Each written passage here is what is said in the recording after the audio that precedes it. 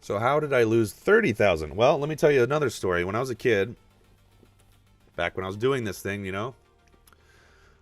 I had, which I actually don't have pictures of it for some reason, but I had like, even in this thing that you saw, I had like 4 Dragonites, combination of holographic, non-holographic. I had a first edition non-holographic. It was like, I can't believe how many different versions of that card they had. But back in the day, I had a first edition holographic Dragonite in very good condition because I had just gotten it. And, you quickly wise up, like, as soon as you open these, put them in a sleeve, and then put them in a harder sleeve, the, whatever they call those. I'm ashamed of myself because I can't even remember. But the hard plastic thing, you know what I'm talking about.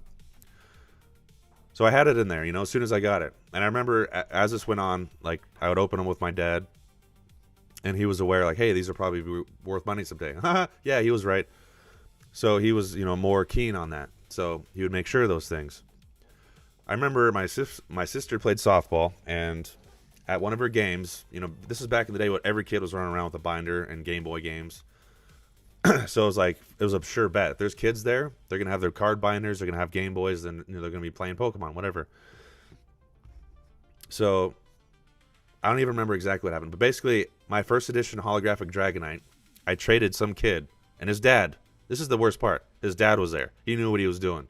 He was like, yeah, son, take advantage of this little kid. He doesn't know what he's doing.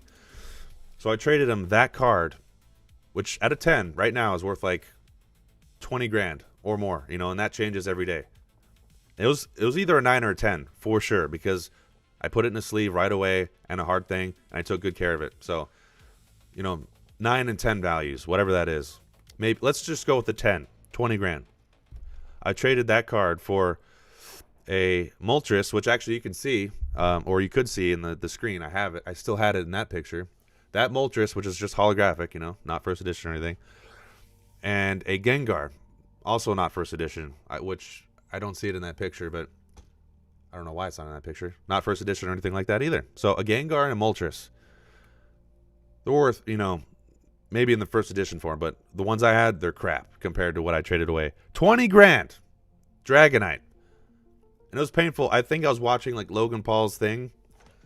One of Logan fucking Paul's videos. I'm not a huge Logan Paul guy, but that card came up like, I pulled a first edition Dragonite, bro. And then like the value pops up on the screen like, oh, that's a great reminder of what I lost. Thank you for that. I traded it away. And they knew what they were doing because like I said, I had like 5 versions of that card. Every version you could have. What card did they want to trade for? Yeah, they know. When I'm a kid, I don't know. I didn't know the difference. Obviously, like, oh, this one's shiny and this one's not. But I'm like, first edition, I don't care. I have 4 other ones. Why would I care? But his dad was like, get that first edition, son. And they screwed me. So I traded it. And I was like, cool, Gengar and Moltres. These cards look awesome. And I even remember I told my dad about that. And he doesn't really remember, but I told him the story. Since I'm back into it now. And I was like, I remember. I told you that I traded that card for these 2 cards. And even then, and he didn't know anything about Pokemon cards. He doesn't know the values, the differences, other than this one's shiny in first edition. I know this one's more valuable. And I told him I traded that card away. And I remember he was mad at me. It wasn't even just like, oh, you shouldn't have done that. It was like, he was mad at me. And I didn't even understand that for the longest time. Boy, oh boy, do I understand it now. 20 effing grand and counting. So that card alone was the most valuable card that I ever had in my hands. And slipped away. I was the thing is, I want to talk a certain way, but this is Pokemon cards, age 6 and up. I think you're aware. There might be kids who find this, so I'll keep it a little bit more PG. I can't help if I let a couple F-bombs out, but I wasn't going to say what I was about to say now. Isn't that just... It kind of sucks, right? Because this is a kid's game at the end of the day. And you can't even enjoy it because... Don't play with those cards. That could be worth 20 grand one day. Right now, it's worth 100, actually. It's like... What is it? It's not a trading card game. It's like crypto or something, It just shoots up in value. And then it can just drop for no reason. and you're just hoarding cardboard and boxes. And but I say that and I'm doing it now because there's something about it. There's fun in the fact that it's like valuable, it's hard to get. It makes it really annoying. And obviously like scalpers and all that. And it makes you do things like wait in line, which I never thought I would do at age 34 for freaking 6-year-old and up pieces of cardboard. It's pretty crazy. But it does make it more special. So it's like, if it wasn't that crazy, and you could just walk in, no problem, and buy them, and it's worth maybe $1 over MSRP or something. Yeah, it goes hand in hand. So it's just it kind of sucks. It's bittersweet. It's a better way to put it. But it is people don't like losing money, right? And especially when it's something like that, where it's like, this piece of cardboard one day will be worth 20 grand. This is just a small scale. Imagine someone who did that with a first edition Charizard card. I know there's people that have done that even worse. The only difference would be if they knew it was, all tore up. But if they knew like it was in good condition and they did whatever they did with it, that's painful. It's painful on my level with a first edition Dragonite. Man.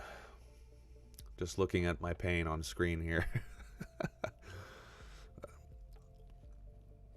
I just can't believe it. It's one of those things you wish you had the almanac from the Back to the Future movies, where it's just like, I don't know.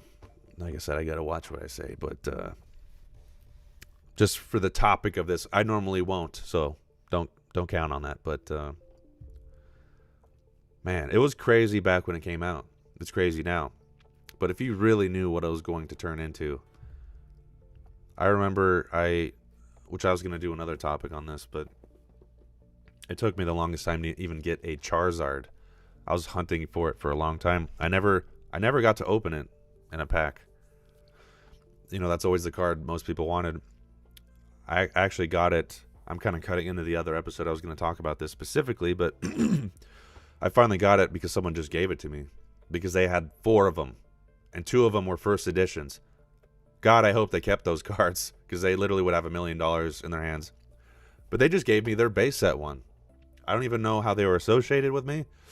I just know they had 4 of them. 2 were first. And I remember their parent was with them, and they knew I was... I can't remember how this person knew me. Maybe it was on my sister's softball team or something, because I would go to her games. I don't remember.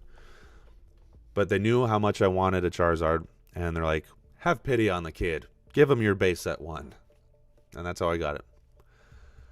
But I remember going to card shops back then, because I was trying to get one, saying a first edition Charizard, $100. Like, you could buy it back then.